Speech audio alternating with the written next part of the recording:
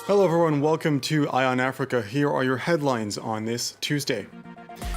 A horrifying attack on several villages in northern Mozambique leaves 50 people dead. Authorities say the culprits are linked to the Islamic State Group. Fighting rages on in the Tigray region of Ethiopia. Hundreds are dead and at least 3,500 refugees have spilled over the border into Sudan. And 150 Tanzanian opposition members have been arrested since last month's presidential and parliamentary elections. The United Nations is urging the country's leader to allow protesters to assemble peacefully. But first, at least 50 people have been beheaded and dismembered in gruesome attacks on several villages in northern Mozambique. According to state media and police, the attacks took place over the course of several days and were carried out by fighters linked to the Islamic State Group.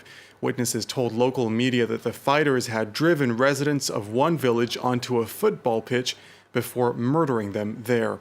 For more on this story, let's bring in Zenaida Machado, who is the Angola and Mozambique researcher at Human Rights Watch. Zenaida Machado, thank you so much for speaking to us.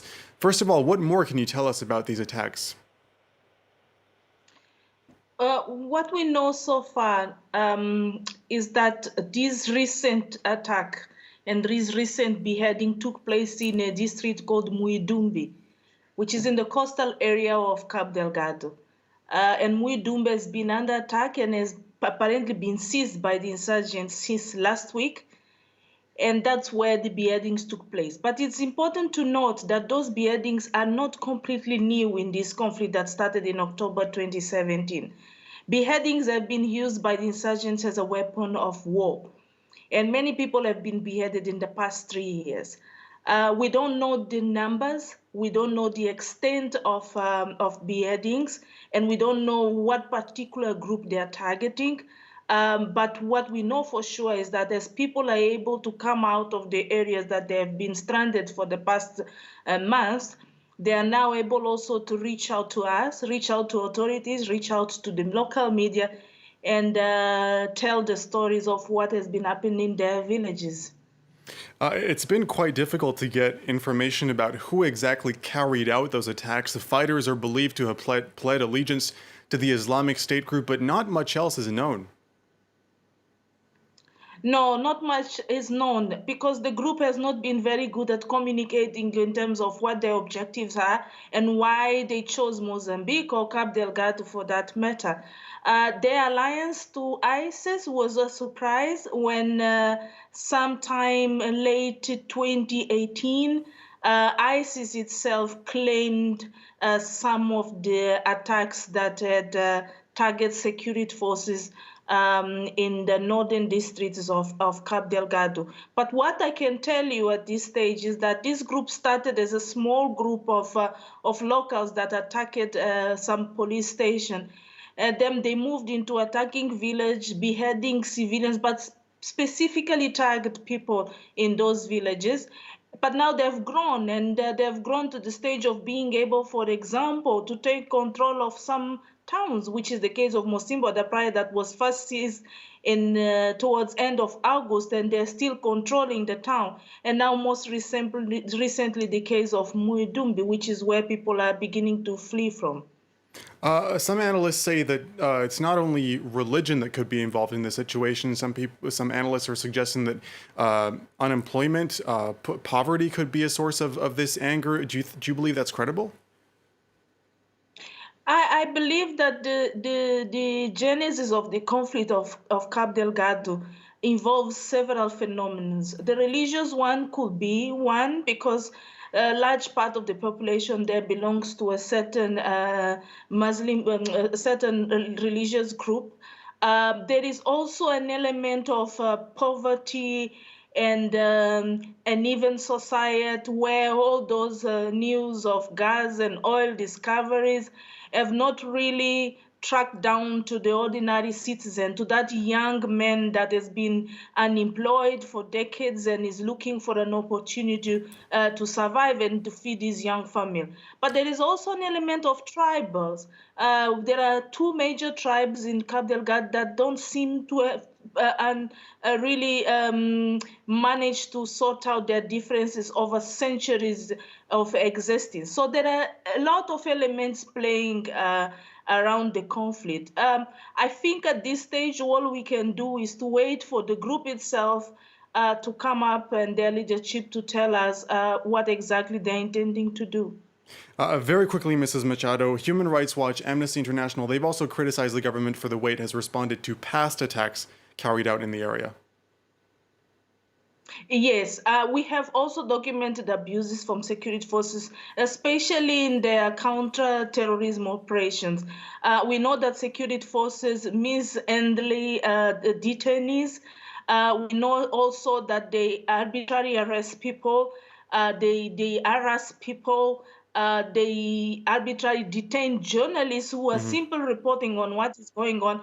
And most recently, many people have seen, we have come up with some videos that show security forces summarily executing people. Okay. Zenaida Machado, the Angola and Mozambique researcher for Human Rights Watch, thank you very much for your time. The African Union has called for an immediate ceasefire in Ethiopia after hundreds of people were killed in violence there. The government sent troops and Air Force jets into the northern region of Tigray last week, but Prime Minister Abiy Ahmed has rejected international pleas for dialogue until the operation is over. Nicolas Germain has the latest. The conflict in Ethiopia is extremely difficult to cover. Foreign media was not allowed access to the Tigray region on Tuesday, and phone and internet services have been shut down. The president of the Tigray region accused Eritrean President Isaias Afwerki of supporting militarily his ally Ethiopian Prime Minister Abiy Ahmed. The two men know each other well. They signed a peace agreement 2 years ago.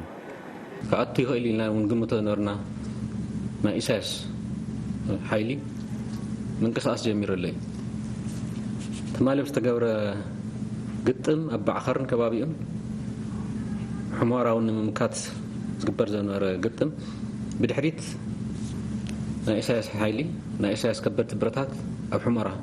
The Tigrayan leader did not give proof of Isaias Afwerki's involvement, and Eritrea denied the accusation. Ethiopian state television said this was footage of people celebrating in the town of Dansha as the national army arrived. The broadcaster also said these Tigrayan militiamen had surrendered to the government.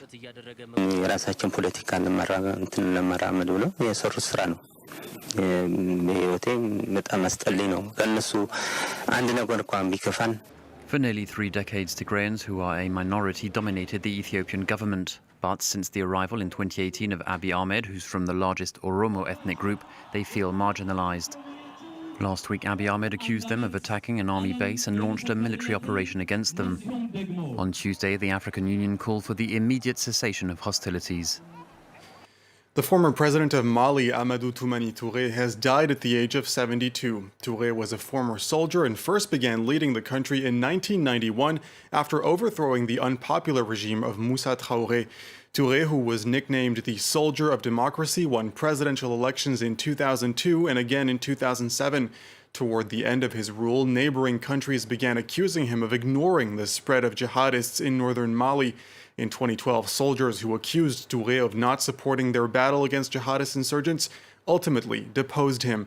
The former president was forced to flee to Senegal, where he lived for 5 years before returning to his home country.